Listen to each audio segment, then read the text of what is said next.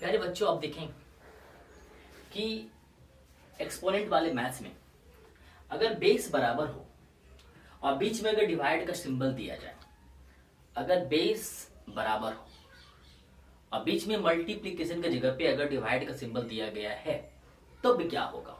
तो देखिए जरा, ऐसे कंडीशन में क्या होता है, जब बेस बराबर हो और बीच में अगर डिवाइड का सिंबल दिया जाए तो ऐसे कंडीशन में बेस लिखकर पावर में उनके पावर्स को घटाकर लिख दिया जाता है ना। मतलब सिंपली अगर हम ये कहें तो ये होता है कि अगर डिवाइड का सिंबल दिया गया हो तो बेस वही रहता है और उनके पावर्स का आपस में क्या होता है, घटा दिया जाता है ना। तो क्या होगा, m माइनस पावर में क्या होगा, m माइनस n, है ना।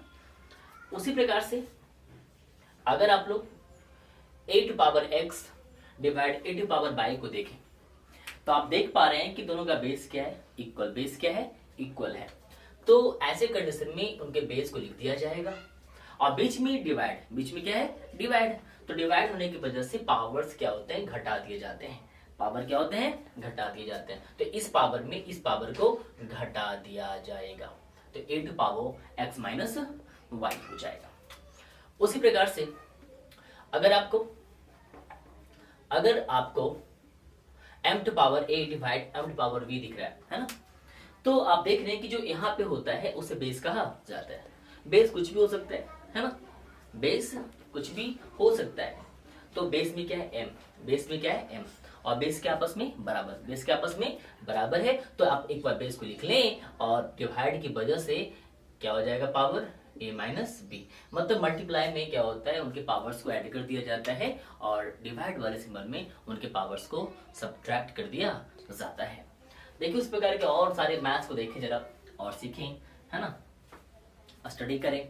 अगर कभी इनके जगह पे कुछ और भी अगर दिया जाए, है ना, मान लिया जाए अगर 5 दिया हुआ है यहाँ पे, 5 to power 7 divide 5 to power 3 अगर दिया हुआ है तो आप इसको कैसे डील करेंगे, है ना, कैसे डील करेंगे। तो आप देख रहे हैं कि बेस क्या है, बराबर है। बेस क्या है, बराबर। तो बेस के बराबर हो जाने की वजह से और बीच में क्या है, डिवाइड, है ना। तो बेस के बराबर और बीच में डिवाइड होने की वजह से क्या होगा, यहाँ पे बेस को लिख दिया जाएगा और उनके पावर को आपस में घटा दिया जाएगा। तो क्या हो जाएगा, 5 to power 7 minus 3 is equal to 4। तो 5 टू पावर 4 ये आपका आंसर हो जाएगा, है ना। तो आप इस प्रकार से चीजों को सोल्व करेंगे।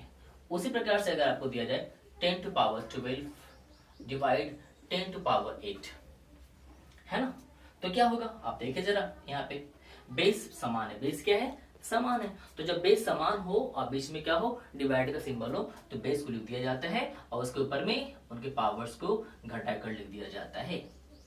तो आप देखेंगे जरा, 12 माइनस 8 इज इक्वल टू क्या होता है, 4। तो your answer is 10 to power 4। उसी प्रकार से अगर यहाँ पे दिया जाए कि m to power 20 divide m to power 17, है ना, तो क्या होगा, आप देखिए जरा, अगर ऐसा कभी है तो क्या होगा, बेस बराबर है, बीच में डिवाइड का सिंबल है, तो आप बेस को लिख लेंगे और पावर में उनके पावर्स के सब्ट्रैक्शन को लिखेंगे। तो आप देखिए जरा, 20 माइनस 17 क्या होता है, 3। तो your answer is m to power 3। तो जब भी कभी बेस बराबर हो और उनके ऊपर पावर्स दिए जाएं और बीच में अगर डिवाइड का सिंबल हो तो बेस को लिख दिया जाता है और उनके पावर को घटा दिया जाता है।